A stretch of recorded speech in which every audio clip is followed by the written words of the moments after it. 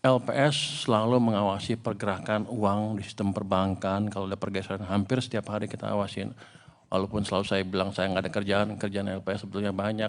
Setiap ada pergerakan seperti itu kami pasti tahu. Jadi kenapa kami belum bergerak atau tidak bergerak atau seperti ignorance terhadap selisih suku bunga itu? Karena kami monitor beberapa faktor yang menjelaskan bahwa kami belum perlu bertindak.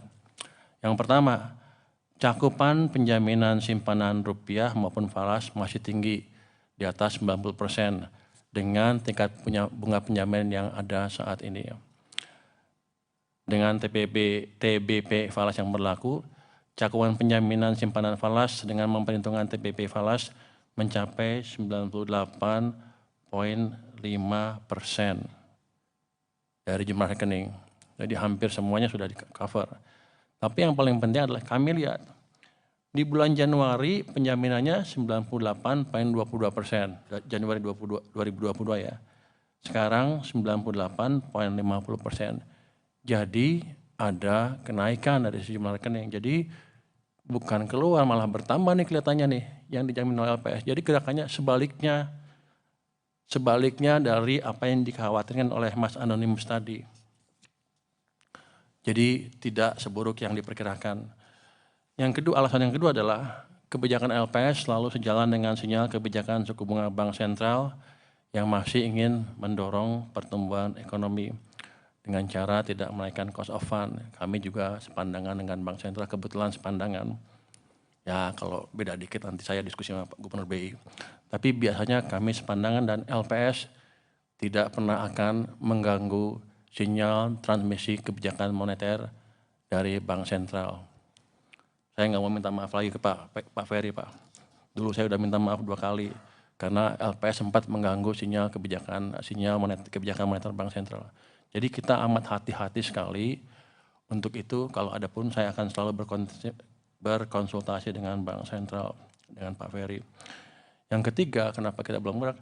Memang belum ada indikasi kuat pengalihan simpanan di dana falas di perbankan ke luar negeri. Oh, Purbaya salah. Saya selalu kalau ngomong dengan data. Dana DPK falas di perbankan sampai data terakhir di bulan Juni itu masih tumbuh 4,5% year on year. Yang agak menggembirakan adalah kalau kita bandingkan dengan bulan Januari tahun ini dengan Juni, ada pergeseran DPK dari deposito, gesernya ke giro. Deposito kan bunganya lebih tinggi, giro bunganya lebih rendah lagi, kalau saya nggak salah ya, biasanya begitu. Di Januari, deposito falas mencapai 21,42 miliar dolar. Di bulan Juni, 19,94 miliar dolar. Sedangkan giro di bulan Januari 36,48 miliar dolar, di bulan Juni mencapai 37,55 miliar dolar. Jadi untuk giro bertambah 1 miliar dolar, dari deposito turun juga lebih dari setengah miliar dolar. Jadi memang ada pergeseran dari deposito ke giro. Kalau Pak Anonymous cukup jeli, ini menggambarkan memang ekonomi yang sedang berekspansif. Orang-orang yang tadinya naruh uangnya di bank, diterima bunga aja, dia melihat ada bisnis sehingga uangnya dipindahkan ke giro karena mereka siap-siap untuk membelanjakan. Jadi ini justru sinyal yang memperkuat bahwa ekonomi kita akan tumbuh terus ke depan dalam waktu dekat lah. Jadi bukan negatif sinyalnya, justru sinyalnya positif setelah kita pelajari. Dan penjelasan yang keempat adalah kenapa kami nggak berubah, agar tidak memberi insentif deposan falas retail yang tadinya taruh uangnya di rupiah pindah ke falas, ke dolar falas di sini.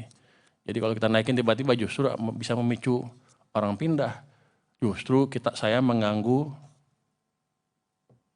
rupiah, mengganggu stabilitas rupiah. Jadi memang data-data atau asumsi-asumsi yang dikemukakan oleh Pak Anonymous tadi memang masuk akal. Tapi untuk menindaklanjutnya dengan kebijakan, kita harus betul-betul melihat dampak-dampaknya seperti apa, dan di KSSK kalau emang kita anggap hal ini mengganggu, pasti sudah didiskusikan, dan ini sudah kita diskusikan memang kemarin, dan penjelasannya seperti itu. Jadi Pak Anonymous, kita aware tentang adanya perbedaan bunga, tapi saya pikir untuk sekarang paling baik adalah saya belum respon perbedaan itu, karena justru akan banyak mengganggunya dibanding membangunnya. Tapi tentu saja ke depan LPS akan terus melakukan asesmen terhadap perkembangan kondisi perekonomian termasuk tadi dan perbankan serta dampaknya pada penetapan TBP. Jadi ketika kami menetapkan TBP itu bukan maunya saya, kita memakai metode atau rumus-rumus yang cukup complicated yang tidak bisa dirubah seenaknya saja.